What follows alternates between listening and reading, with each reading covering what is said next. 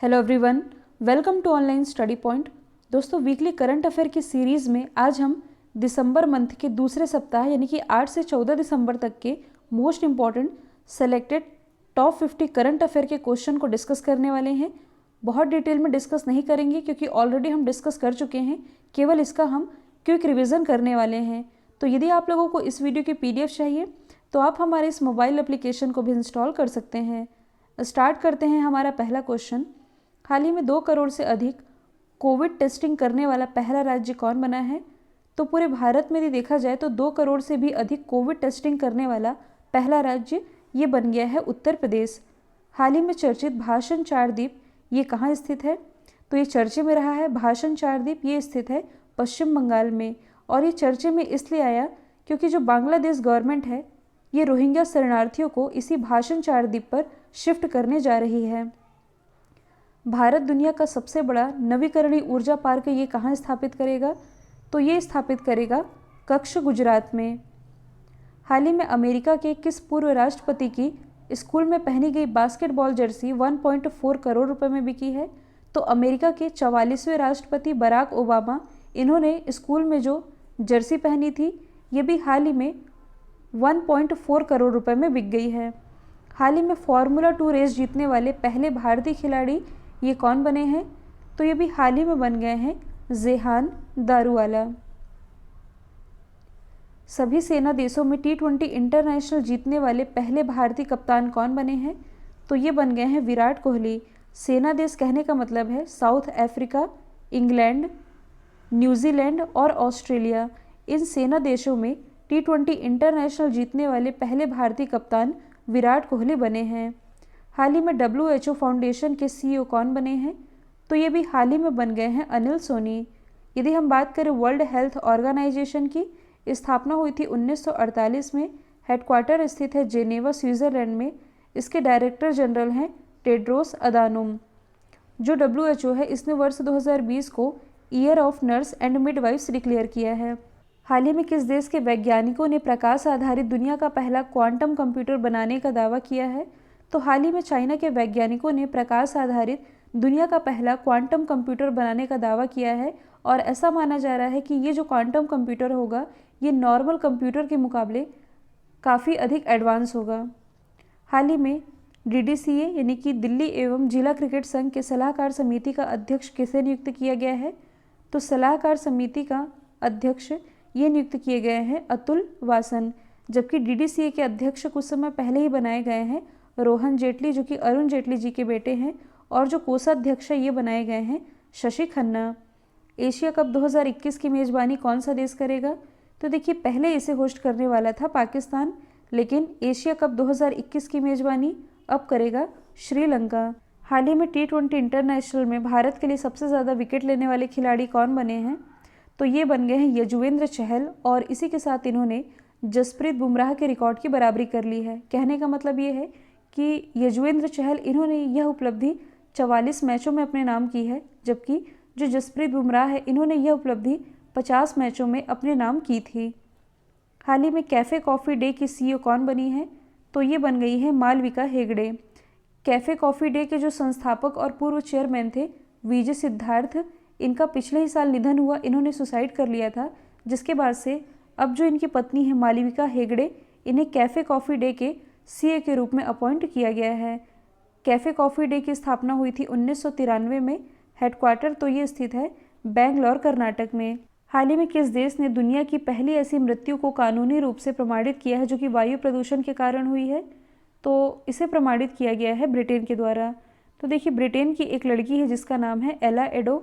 इनकी उम्र है मात्र 9 साल, और हाल ही में इनकी मृत्यु सांस में तकलीफ के कारण हुई। तो ऐसा माना जा रहा है कि ये दुनिया की ऐसी पहली मृत्यु है जिसे कि कानूनी रूप से प्रमाणित किया गया है, जो कि एयर पॉल्यूशन के कारण हुई है।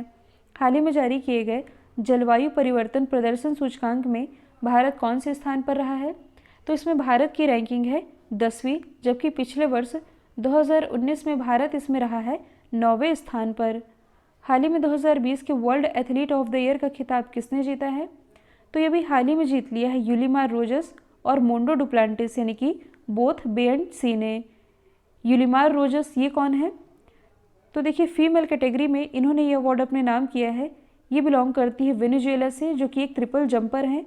और मेल कैटेगरी में ये खिताब अपने नाम किया है मोंडो डुप्लांटिस ने, जो कि बिलोंग करते हैं स्वीडन से, और स्वीडन के ये एक पोल वॉल्टर हैं। हाल ही में विश्व मानवाधिकार दिवस ये कब मनाया गया? तो ये भी हाल ही में मनाया गया है 10 दिसंबर को।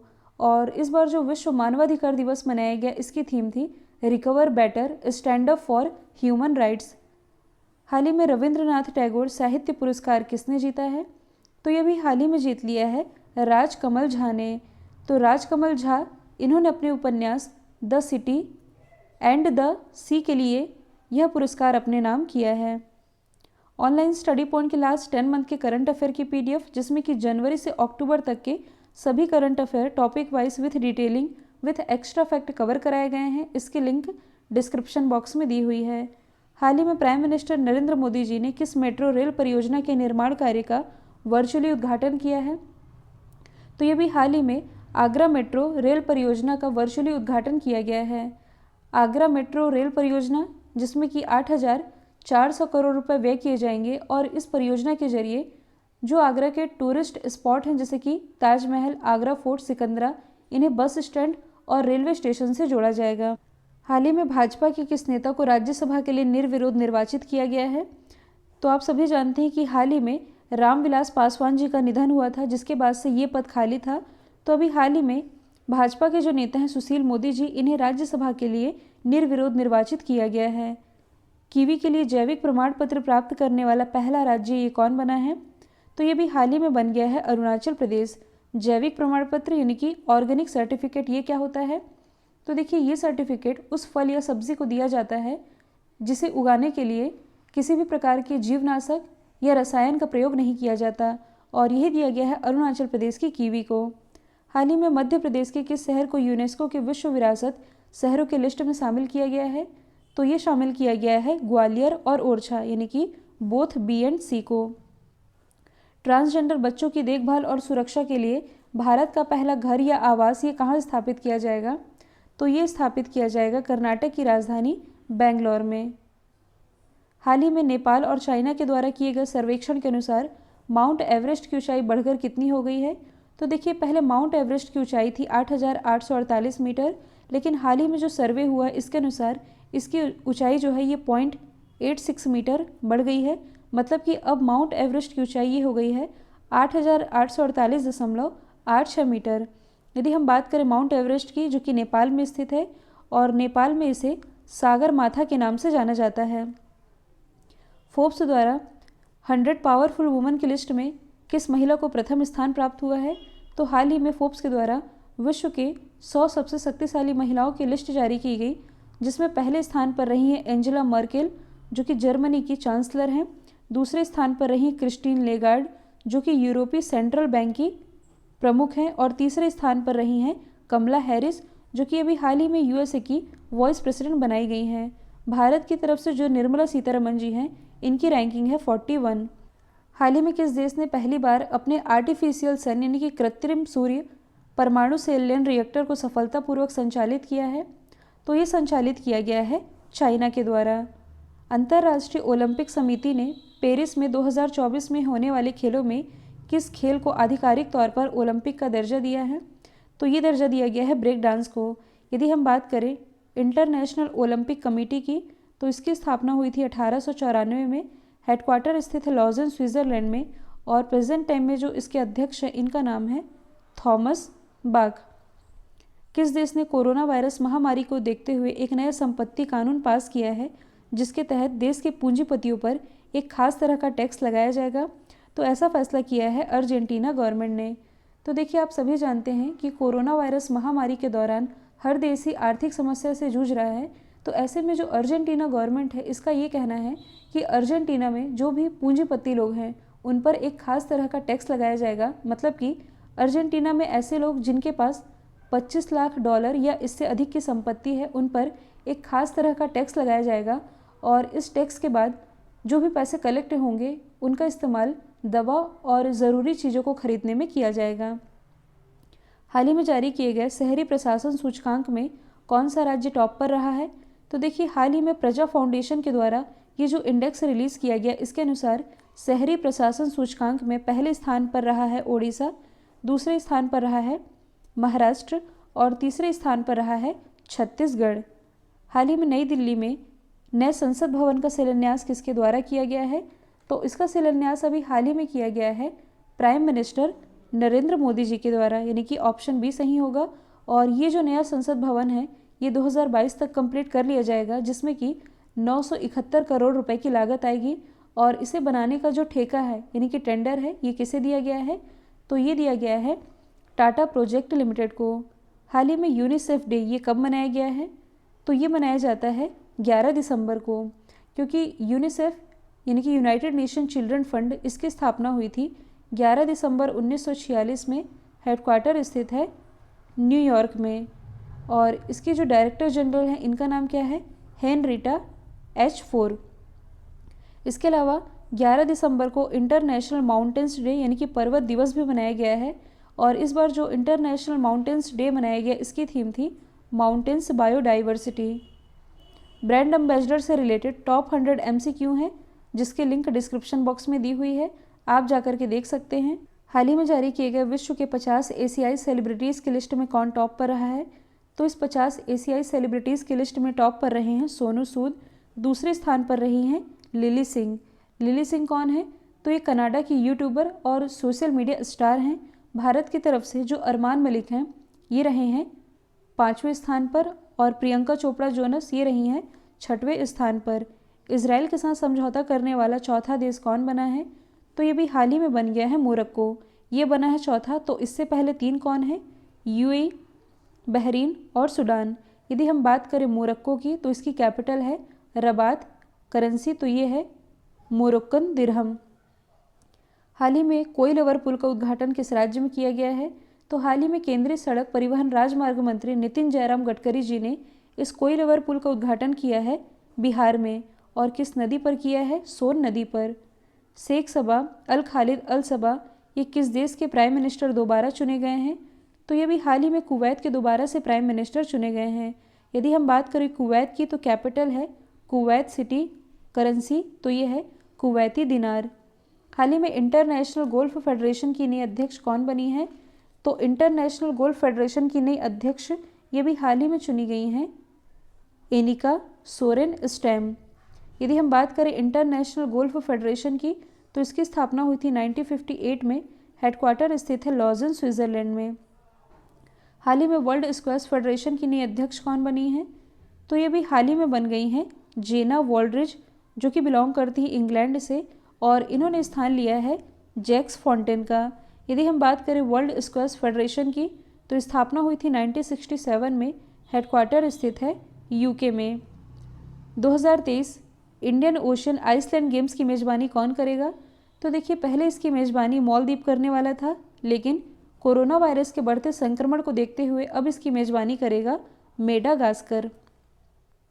भारत सरकार द्वारा भारत भर में सार्वजनिक स्थानों पर वाईफाई उपलब्धता में सुधार के लिए किस योजना की शुरुआत की गई है? तो सार्वजनिक स्थानों यानी कि पब्लिक प्लेसेस पर वाईफाई की फैसिलिटी को ध्यान में रखते हुए अभी हाल ही में भारत सरकार ने पीएम वानी योजना की शुरुआत की है। पीएम वानी योजना इसकी फुल फॉर्म बनती है प्रधानमंत्री वाईफाई एक्सेस नेटवर्क इंटरफेस योजना। तो इसकी फुल फॉर्म भी आप याद रख सकते हैं।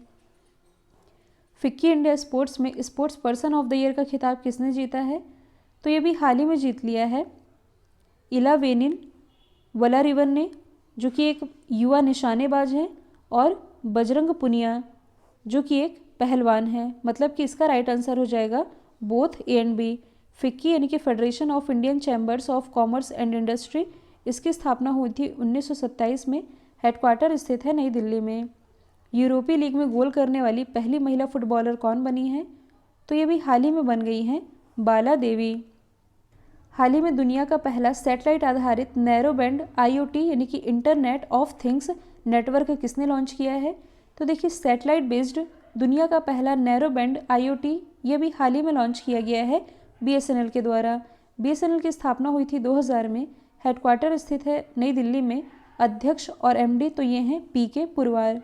हाल ही में 100% ऑर्गेनिक दर्जा प्राप्त करने वाला पहला यूटी कौन बना है?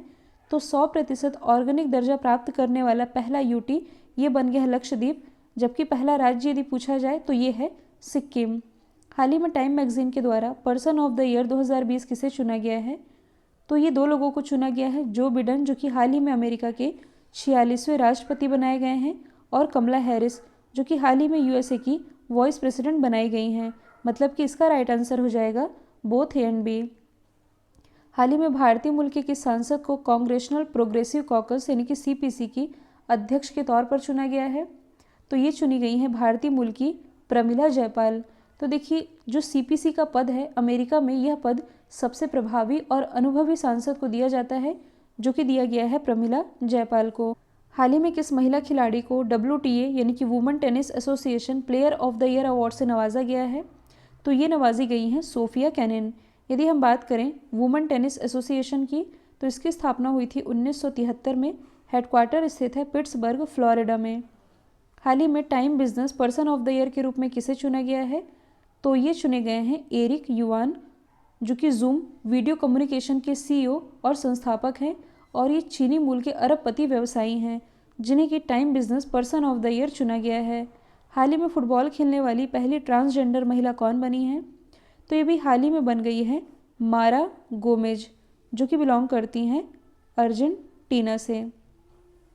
हाल ही में जारी किए गए वैश्विक घरेलू मूल्य सूचकांक में कौन सा देश टॉप पर रहा है?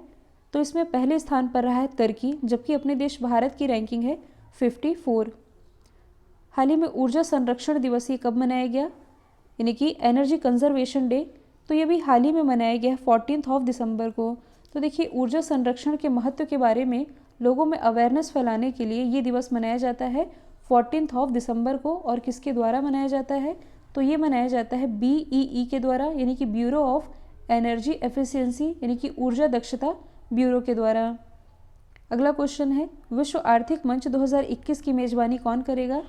तो इसकी मेजबानी करेगा सिंगापुर। और वर्ल्ड इकोनॉमिक फोरम 2020 का ये जो समिट रहेगा, इसकी थीम क्या होगी? तो इसकी थीम होगी द ग्रेट रीसेट। तो थीम भी आप याद रखेंगे। अब आप लोगों को कमेंट बॉक्स में ये बताना है कि इस 50 क्वेश्चन में आप लोगों ने कितने सही अटेम्प्ट किए हैं। वीडियो यदि पसंद आया है तो लाइक कीजिए, एटलीस्ट एक स्टडी रिलेटेड रूप में शेयर करना बिल्कुल मत भूलिएगा। तो आज के लिए इतना ही। Thank you so much.